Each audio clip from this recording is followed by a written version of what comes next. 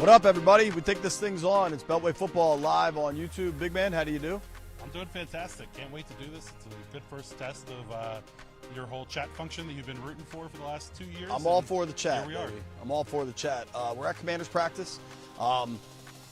This is it. This is the real deal. It's Wednesday of week one, game week. We're going to get an injury report later. A lot of consternation about the depth chart release yesterday.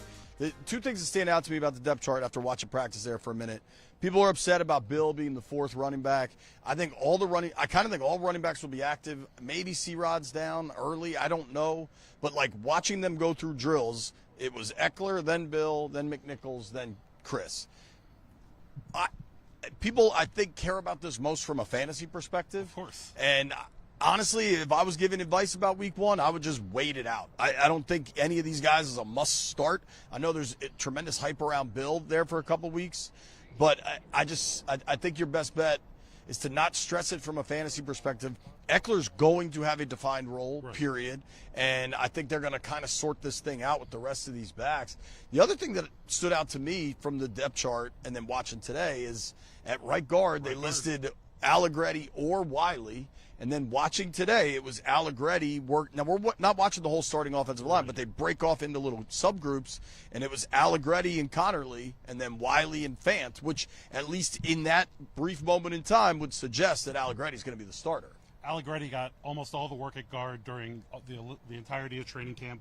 We saw him get that work. Wiley was working mostly on the outside with Connerly.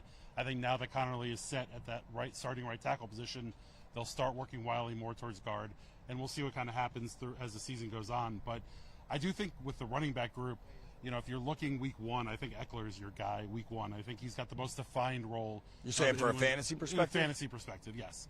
He has the most defined role of any running back there. I think he's going to get a fair number of carries, and we know what he does in the passing game. You're talking flex, right? Like, yes, I find it hard to believe he's not that. RB1, in anybody's fantasy world, if you drafted one of these dudes as your true RB1, like you're talking like a top 5-round pick, like I think you probably overdrafted until we have clarity. Yeah, I think in a survivor league, you want a guy like Bill who I think has some long-term bushes and a lantern. Dude, I got a lantern fly straight to the dome. It was tough. What do you got, Greg? Questions? We got the chat. We're chatting, baby. We're chatting.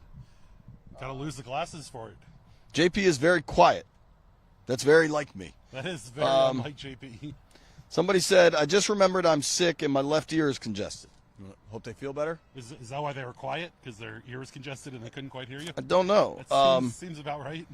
All right, fellas, we can see the chat. So Andrew Denning says, can the fellas see the chat? Yes, he likes. Gotcha. Yeah. He likes my vest. Somebody ask some questions and stop talking about your ear congestion. Give me this back in like 5 minutes, Greg. All right, when you look at the Giants for week one, what is the one part of the Giants game that concerns you the most as we're heading into this thing? Got to be their D-line. I mean, that's the strength of that team. Yeah. I don't know that we know what Abdul Carter is. Kayvon Thibodeau tends to be really good against Washington and nobody else. Dexter Lawrence is obviously a stud. Brian Burns. I like Washington's O-line a lot, though. So, like, if you're looking at the Giants' strength, I think that's strength on strength going into this thing. Well, as far as the O-line, D-line, I think the Giants' secondary leaves some room for concern for Giants fans, not necessarily for Commanders fans. I think if the O-line can hold up, there's going to be an opportunity for some big-time plays, and we could see Terry, Debo, Noah Brown kind of running. But to me, I think one of the big concerns is Malik Neighbors. I mean, every team has a number one receiver. Sure. Not every team has a guy with the skill set that he has. And you look at now, he has a more competent quarterback throwing the ball. Russ Wilson throwing those moon balls. We can love what we've seen out of Trey Amos so far in camp. You know, Lattimore had, up and down play last year. But Neighbors is a guy that can take advantage of all of that and create a big issue for those guys. Well, we talk about Jayden, and, like, to me, there's a clear top tier of quarterbacks in the NFL. Mahomes, Burrow, Allen, Lamar, right? And Jayden, to me, you can't say he's there yet because he hasn't done it long enough. Those guys have all done it over years and years and stacked enough quality work that they belong in that top tier. But I think this year, Jayden could get there. I think you could argue that Neighbors is that kind of receiver. Obviously, there's Jefferson, Chase, CD, if you want to include him. Neighbors, to me, is on the doorstep of that. Like, he could get there, and so if he has another – I think he has the ability. He has the ability. I think Jayden is closer to that top tier of quarterbacks than Neighbors is to that top tier of receivers. But certainly, you're looking at two young players who are they're ascending, and certainly have the opportunity to solidify themselves in the league this year. I really liked the game plan last year with Neighbors week 1. He had a ton of catches and a bunch of yards, but he never beat him deep. Yeah. I won't be shocked if they try to deploy something like that again. And if you're deploying that and maybe you get better pass rush, which I think they have, or just more consistent pass rush and more like uniformed pass rush, I think that can help. I don't want to see Tyrone Tracy running free on the edges. That's, last year that was a huge issue with this defense. And early on, Andrew Thomas, the Giants' left tackle, had a Liz Frank injury in the middle of the year last year. He just got back to start practicing, I think, last week after the preseason games were done. Yeah, Daboll said he's good to go, but we'll see what good to go looks like. But this isn't a Giants run attack that should be a daunting matchup for the front seven of the Commanders. So you want to see them, kind of take care of business early, because looming right behind them, you got the Packers and they're a team that had the same aspirations the Commanders do Thursday. And they'll have Micah Parsons. Yeah. What will that? I like this from Tanner Kirkpatrick. He said, what's really awesome? Michael Davis won't be out there guarding Malik Neighbors. Dude, if you think about week 1 last year with Michael Davis, Emmanuel Forbes, Benjamin St. Juste, to week 1 this year with Amos, Samerstill, and Lattimore, that should, now we got to see it, that should be a significant improvement. Not to mention Quan Martin and what they're doing on the back end there. Quan has been a standout in camp here. Were you surprised to see Revo technically Quan's backup and not Will Harris's backup? Again, don't take too much from the depth chart, but I thought that was kind of interesting. I feel like if there is a timeshare, it's kind of Harris-Revo. I agree. I think they're going to get 3 safeties on the field. I think they want to have 3 corners, 2 safeties more than that. Well, if the trio of corners are as good as they potentially can be, then I think you're right.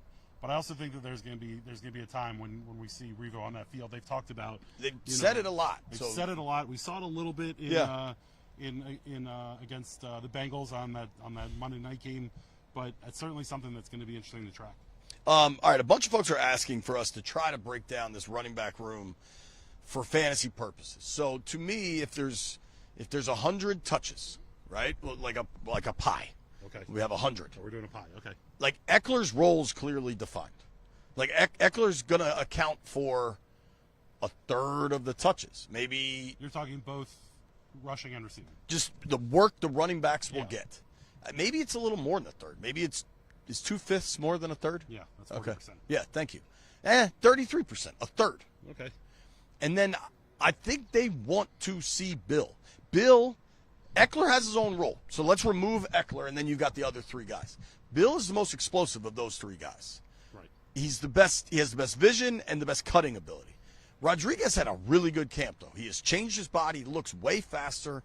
And then I think McNichols has a pretty clear role, special teamer, good in pass pro.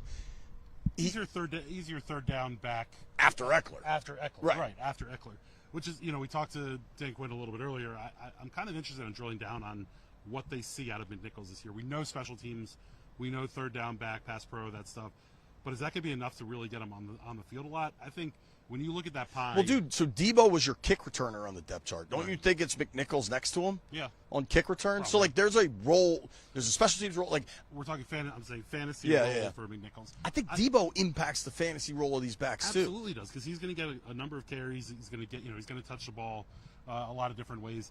I think early on in the season, Eckler is the fantasy guy early, and I think that these guys want to see it. I think we want to see, Bill really force his way into that room and get extra work. And I think, weeks 1 through 4 or 5 will be, mostly Eckler with a little bit of Bill on the side.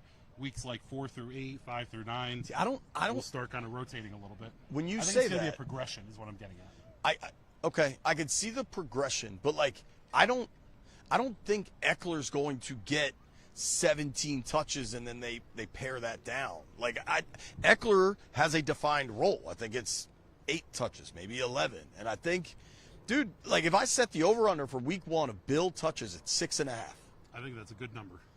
But if it's 10, I won't be surprised. See, I think when I look at the run, and Eckler has his role. Yeah. Certainly, being handed off the ball, but also receiving. I think for Bill, early on, it's going to be mostly, handoffs into the gut and run plays for him, and then they can start working him into the passing game a little bit.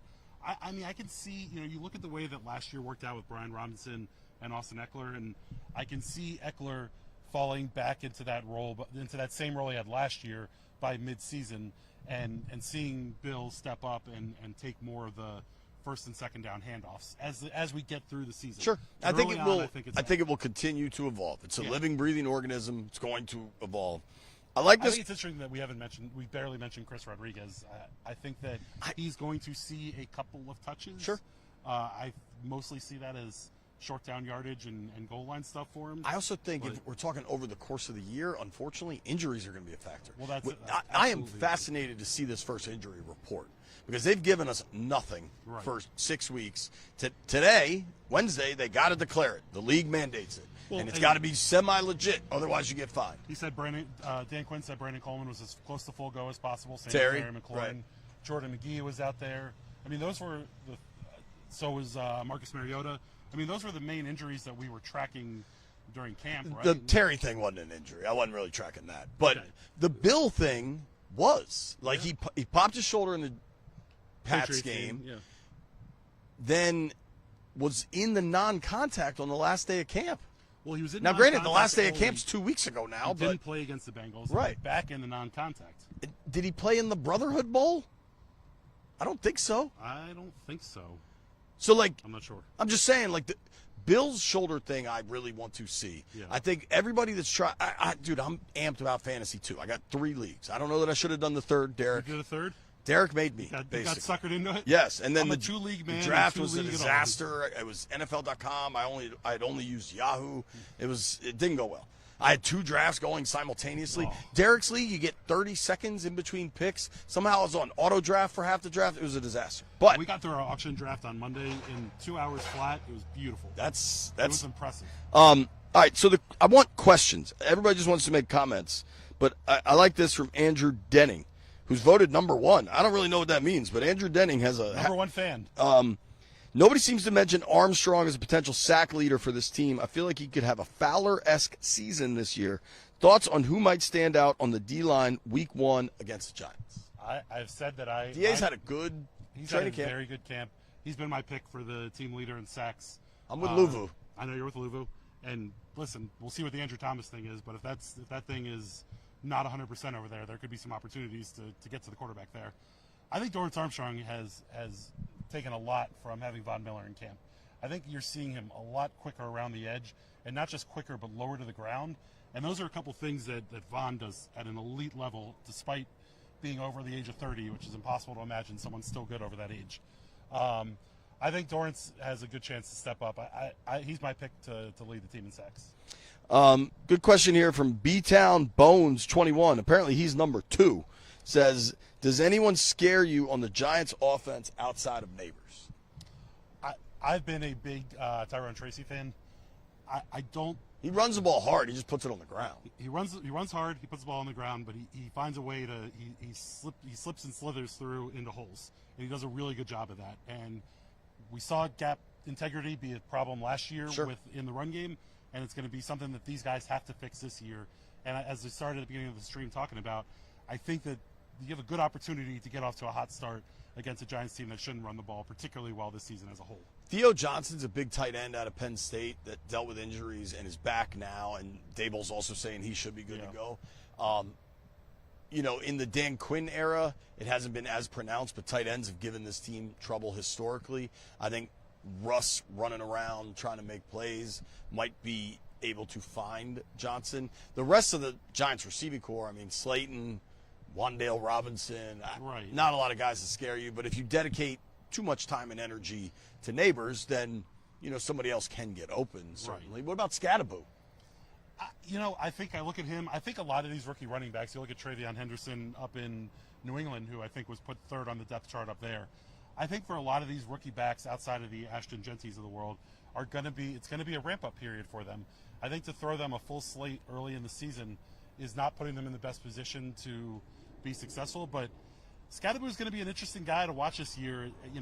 He's not the biggest body in the world. He's not the quickest player. He's not the fastest. He's just a dude that found a way to hit holes in Arizona State. Yeah. You know, it'll be interesting to see. He's a how hard runner. He is, but Tracy does a lot of the same things he does. Yeah, with a bit more burst. Right. You just worry about the fumbles with Tracy. Ivy West says, JP's been stopping for a chat function, has obviously never spent any time in the comment section. He's going to hate it here. We love the comments.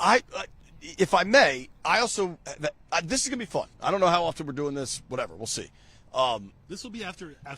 What I'd want it for non-primetime is after games, because I don't think the comment section after games will be joke time. I think it will be talking about the game.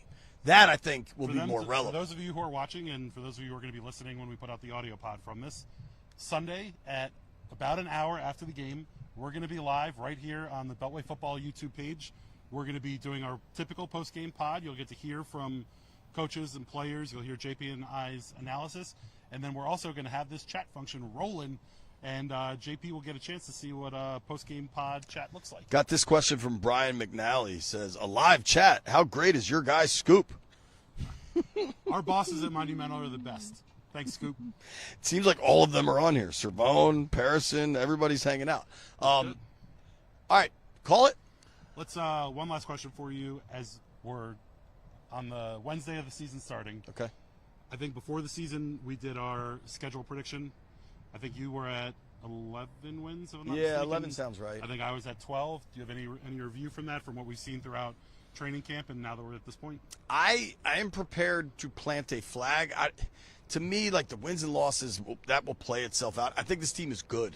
I think they're going to be good. I think they are a contender. I think I loved what DQ said. We're not trying to recapture last year. We're trying to build from it. Like, if you build from it, there's only one game left after that. The Eagles are good. I think the Packers are going to be good. I like the Lions still. Like, it's going to be challenging, but I think this team is a real contender. I think Jayden Daniels takes another step. Offensively, I really like the addition of Debo.